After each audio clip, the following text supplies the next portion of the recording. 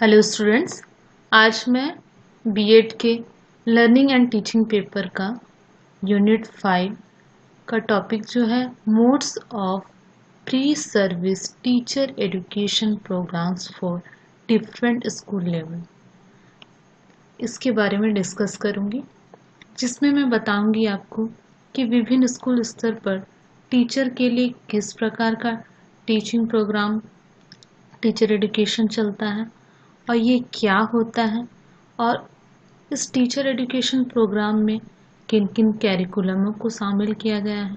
इन सभी के बारे में आज हम लोग विस्तार से चर्चा करेंगे। तो चलिए स्टार्ट करते हैं। Modes of pre service teacher education program for different school level. विभिन्न स्कूल स्तर के लिए पूर्व सेवा शिक्षा कार्यक्रमों के तरीके, इसके बारे में आज डिस्कस करेंगे। तो चलिए स्टार्ट करते हैं। एजुकेशन यानी कि शिक्षा के डिफरेंट लेवल पर कार्य करने के लिए हमें टीचर की आवश्यकता होती है और इस टीचर के लिए उतना ही टीचर एजुकेशन बहुत ही इम्पोर्टेंस है, क्योंकि देखा जाए तो एजुकेशन के डिफरेंट लेवल जैसे हो गया primary level, upper primary level, pre primary, secondary, higher secondary, ये सभी लेवल के स्टूडेंट्स क्या होते हैं, एक समान नहीं होते। उनका इंटरेस्ट अलग होता है, उनकी एबिलिटी अलग होती है, उनका नेचर अलग होता है। तो इसके अकॉर्डिंग स्वाभाविक है कि टीचर एजुकेशन प्रोग्राम भी अलग ही होगा, उसमें भी भिन्नता होगी। इसलिए चलिए आज देखते हैं हम लोग कि विभिन्न स्कूल स्तर पर किस प्रकार टीचर एजुकेशन भी भिन्न पाया जाता है। जैसे फर्स्ट है आपका पूर्व प्राथमिक स्तर के अध्यापकों की शिक्षा, दूसरा है प्राथमिक स्तर के अध्यापकों की शिक्षा, थर्ड है माध्यमिक स्तर के अध्यापकों की शिक्षा, फोर्थ है उच्च माध्यमिक स्तर के अध्यापकों की शिक्षा। इन सभी के बारे में हम लोग एक एक करके डिस्कशन करेंगे। तो चलिए स्टार्ट करते हैं। पूर्व प्राथमिक शिक्षकों की शिक्षक शिक्षा यानी teacher education for pre primary education. Pre primary education यानी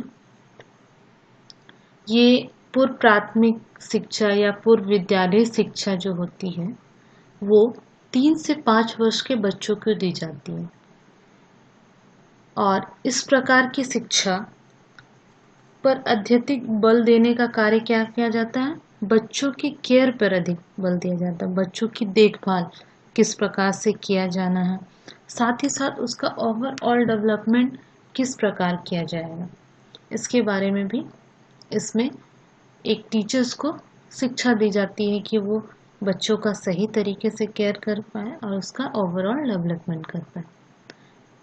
आगे देखते हैं।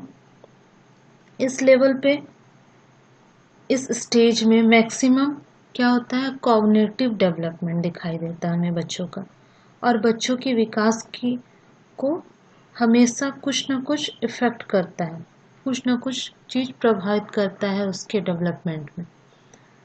और साथ ही देखते हैं कि प्री प्राइमरी एजुकेशन का अपना एक विकासात्मक कार्यों का प्रयास शामिल होता है इसमें, जिसमें बच्चे कुछ न कुछ विकासात्मक कार्य करते रहते हैं।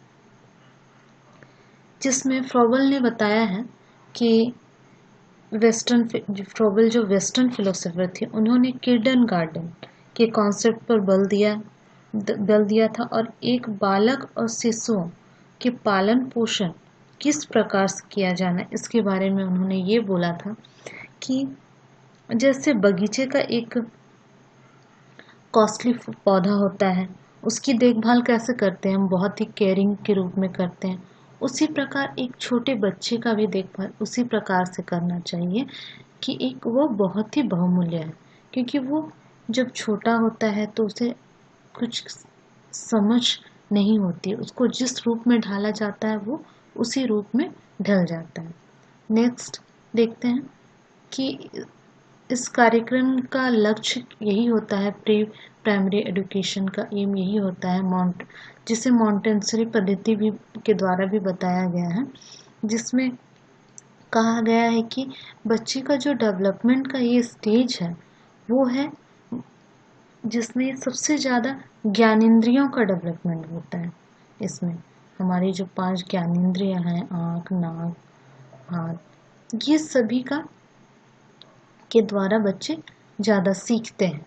तो उसी प्रकार का इस स्टेज में उसी प्रकार की क्रियाकलाप भी शामिल किया जाना चाहिए। जैसे इस स्टेज में एजुकेशन सिस्टम में क्या करना चाहिए, ग्रुप एक्टिविटी, जिसके जरिए एक दूसरे को देखकर बच्चे क्या करें, वो एक्टिविटी करेंगे और वो सीख पाएंगे।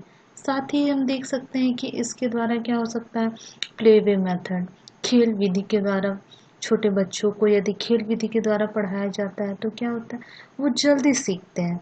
जैसे लैंग्वेज को भी, भाषा को भी बताना है तो उसे गाने के थ्रू या कविता के थ्रू बताया जाता है तो वो उसको जल्दी समझते हैं। और जैसे नंबर्स को याद कराना है उसको भी खेल खेल के द्वारा अगर सिखाया जाता है तो वो उस चीज़ को जल्दी सीख पाते हैं। आगे देखते हैं, इस स्तर पर आयोजन होने वाले कार्यक्रम के अंतर्गत बाल विकास योजना, यानी कि इसमें क्या होता है, अधिकतर आंगनबाड़ी योजना आप लोग सुने होंगे, आंगनबाड़ी योजना चलाया जाता है, वो पूर्व प्राथमिक स्तर के बच्चों के लिए ही चलाया जाता है। और भी बहुत सारे कार्यक्रम हैं जो सरकार, राज्य सरकार के द्वारा चलाए जा रहे हैं, केंद्र सरकार के द्वारा चलाए जा रहे हैं, जिसके थ्रू पूर्व प्राथमिक शिक्षा चल रही है। आगे देखते हैं हम लोग, पूर्व प्राथमिक शिक्षकों के शिक्षक शिक्षा का पाठ्यक्रम, यानी कि प्री प्राइमरी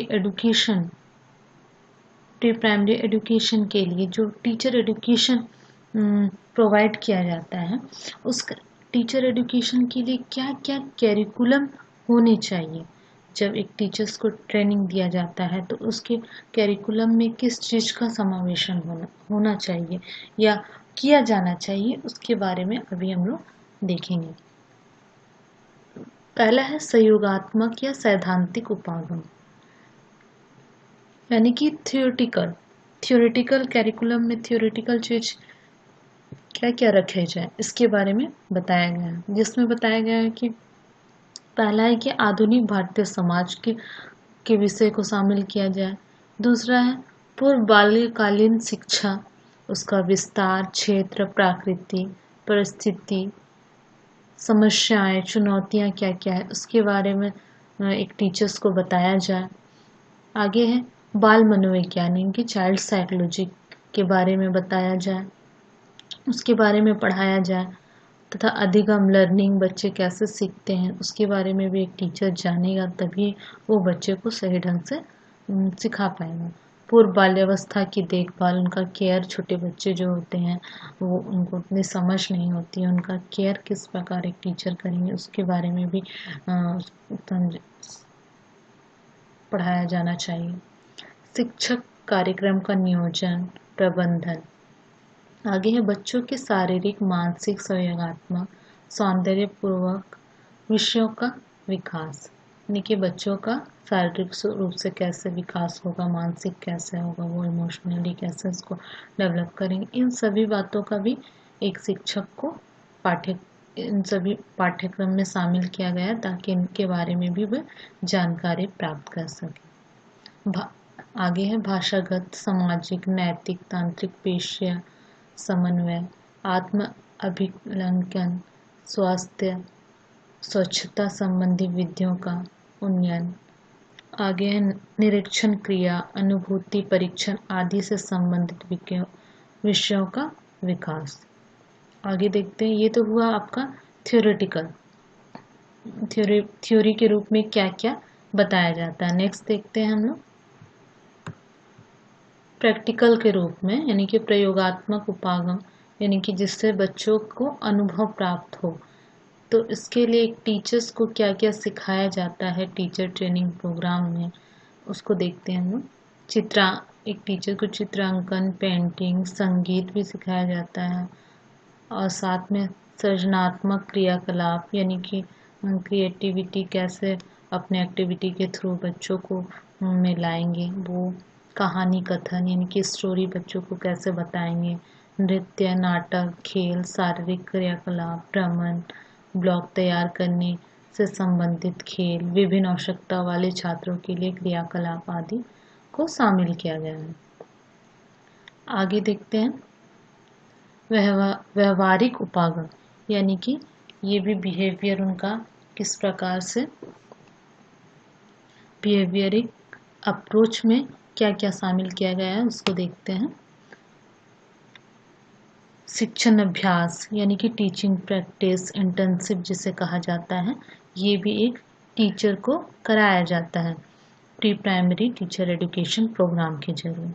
फिर इन टीचरों का मूल्यांकन किस प्रकार किया जाता है, उनको उनके शास्त्रीय काल आकलन यानी कि पूरे ईयर्स का जो कि 2 साल का उनका होता है टीचिंग पीरियड या 1 साल का होता है, तो उसके लिए उनको सेमिनार में शामिल होना पड़ता है, साथ में वर्कशॉप करना पड़ता है।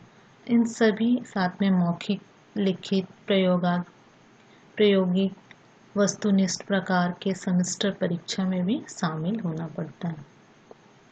नेक्स्ट देखते हैं हम लोग।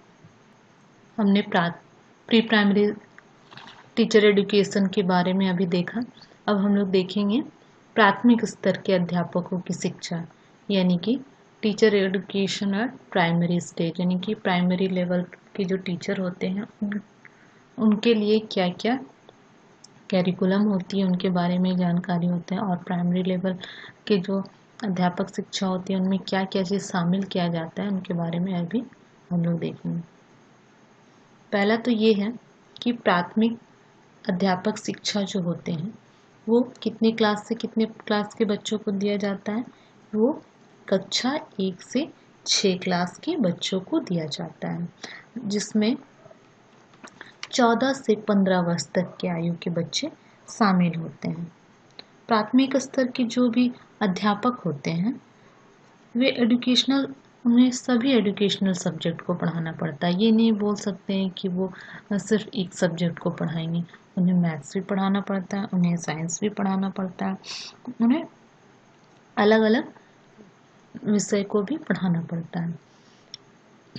आगे देखते हैं, ये जो टीचर एजुकेशन प्रोग्राम चलाया जाता है ये अलग अलग राज्यों में अलग अलग तरीके से चलाया जाता है और डिफरेंट नाम हैं उनके द्वारा भी। साथ में ये प्राइवेटली भी कुछ कॉलेजेस है उनके द्वारा भी ये चलाया जाता है।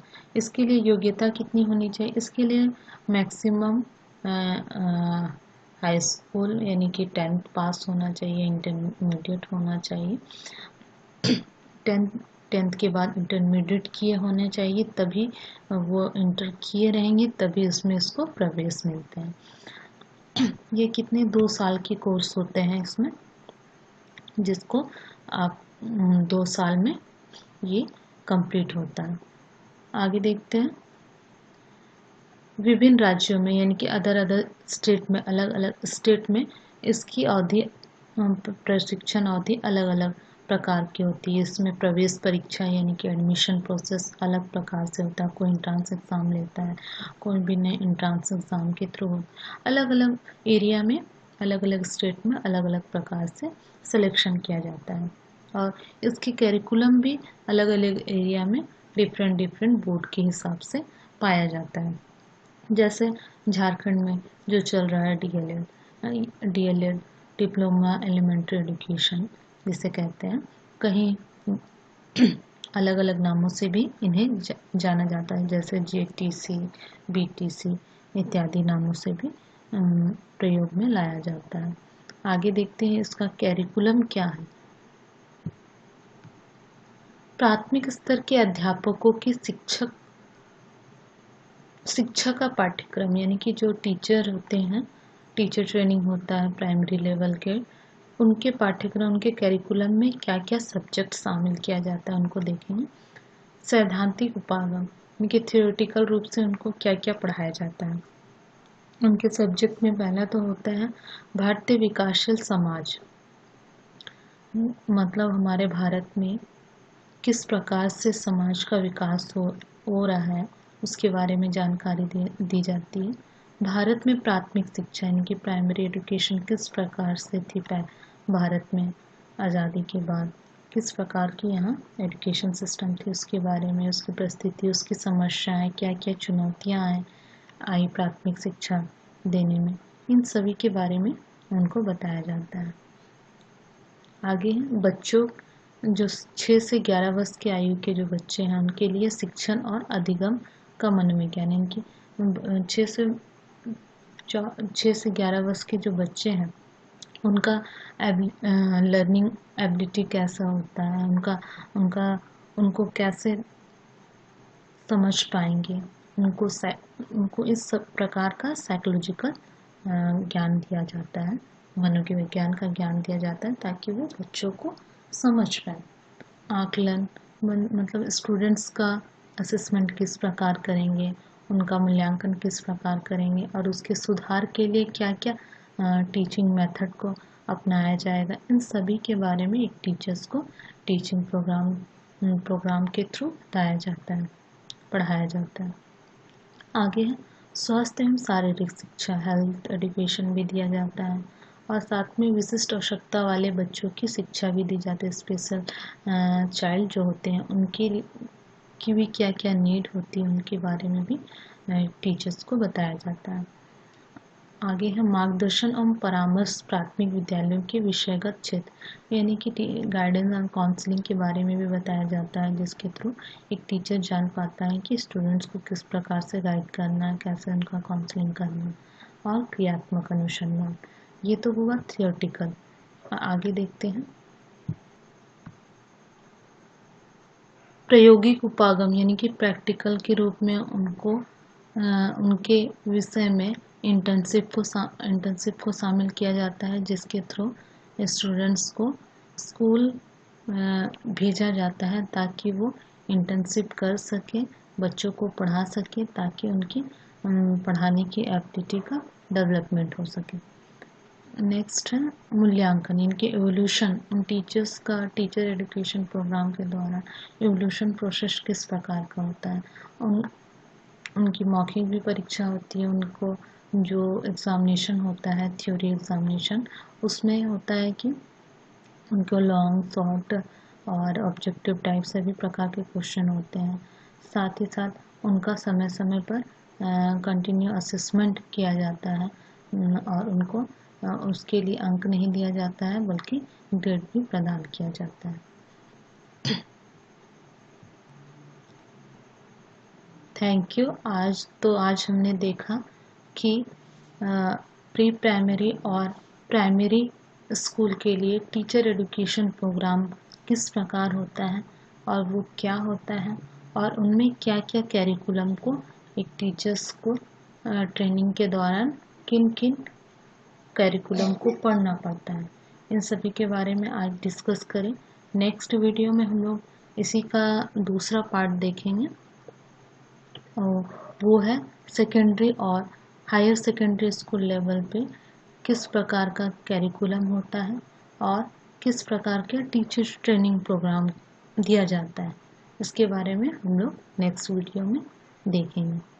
Thank you.